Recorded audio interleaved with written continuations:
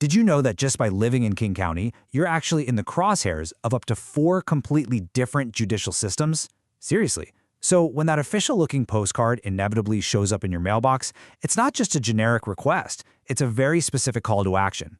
I know, it can kind of feel like an interruption to your daily routine, but a trial by a jury of your peers, that's a literal cornerstone of our justice system. Fulfilling this civic duty ensures fairness, and understanding how to navigate it is absolutely crucial. So let's dive right into this explainer, your ultimate navigator's guide to managing your King County jury summons with total confidence.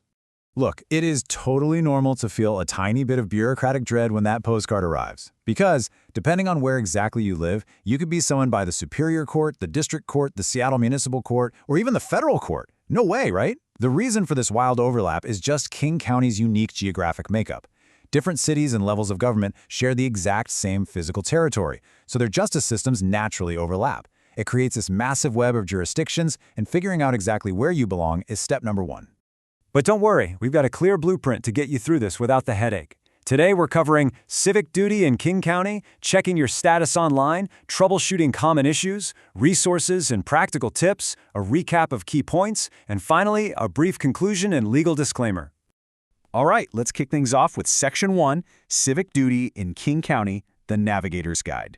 So, as we mentioned, you're simultaneously living under the jurisdiction of 4 distinct judicial bodies: King County Superior Court, District Court, Seattle Municipal Court, and U.S. Federal Court for Western Washington.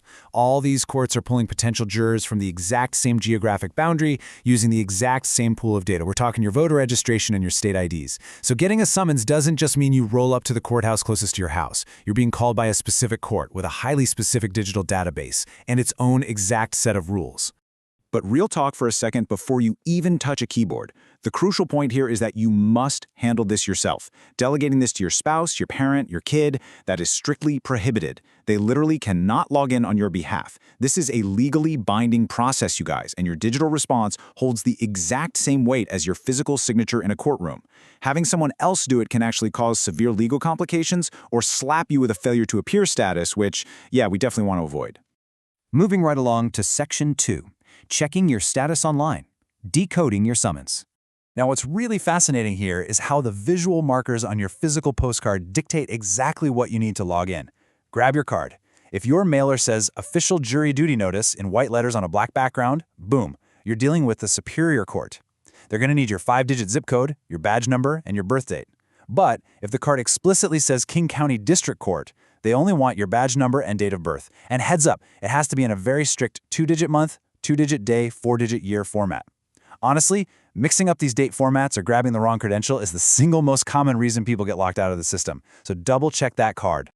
Okay, here's your foolproof action plan. Step 1, identify your specific court on the card. Step 2, visit the exact URL printed on your summons. Step 3, enter your badge number and credentials. And Step 4, navigate to the questionnaire and check your status. Let's say you're holding a Superior Court card right now. You'll carefully type the exact web address printed on the paper directly into your browser. Next, find that 9-digit badge number. It's usually right near the barcode on the front. Type that in, add your zip code and birth date, and log in.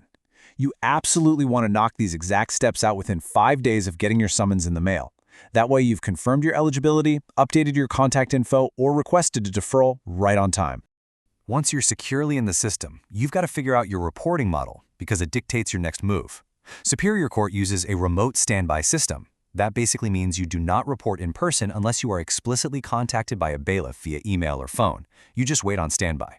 District Court, on the other hand, is way more hands-on. They need you to actively call their jury hotline after 5 p.m. the business day before your start date and then every single evening during your service week. A massive pro tip here. Set a recurring daily phone alarm for 5:05 p.m. during your service week so you literally never forget to make that mandatory call. All right, on to Section 3, troubleshooting common issues, navigating the pitfalls. Okay, get this. Every single year, hundreds of Washington residents accidentally end up in the California system. Why? Because they Googled the portal instead of typing it directly. Both King County, Washington and Kings County, California use the exact same back-end software called Jury Plus Web Solution. So if you search your way to the portal and it suddenly asks you for a PIN number, stop.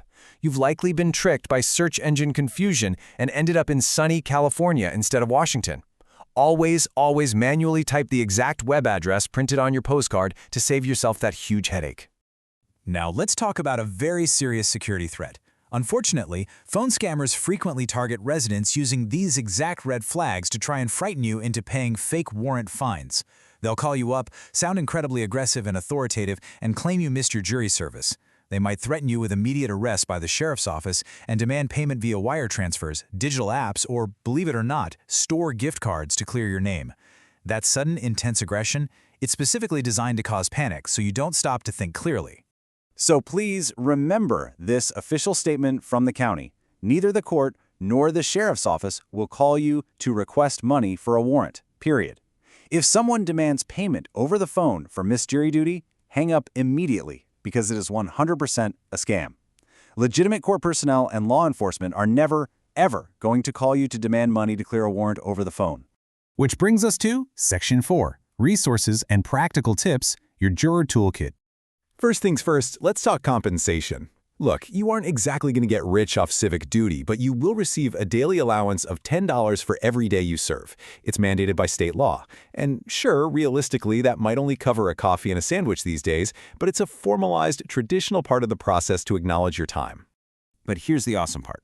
Your cost for public transit is exactly $0. The court fully reimburses you for bus, light rail, train, ferry, and even water taxi fares.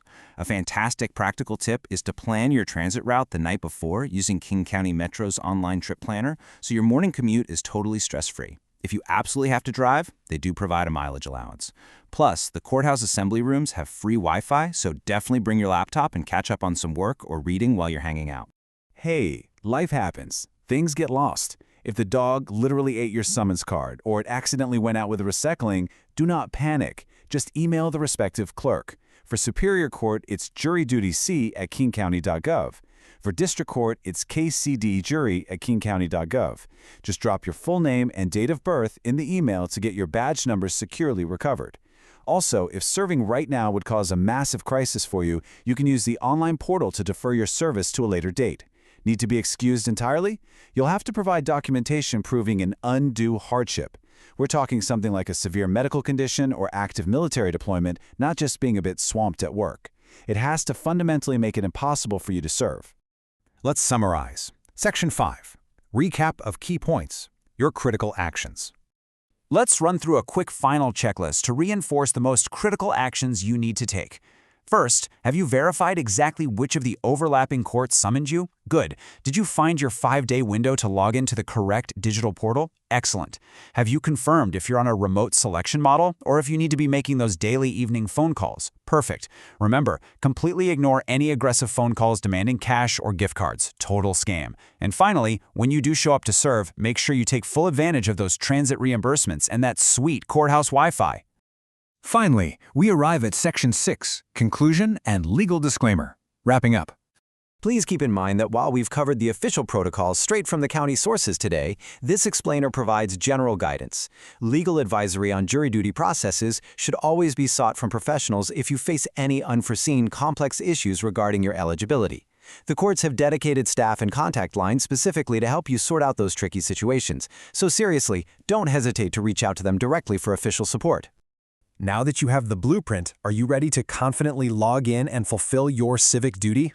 I highly encourage you to leave a comment below if you have any questions about navigating your specific portal. And please share this explainer with any friends or family members who just got their own summons in the mail. Because think about it, if a trial by a jury of your peers was ever required for you, wouldn't you want a jury that showed up prepared, focused, and ready to serve? Thanks so much for learning with me today. Good luck with your civic duty, and make sure to subscribe for more explainers just like this one.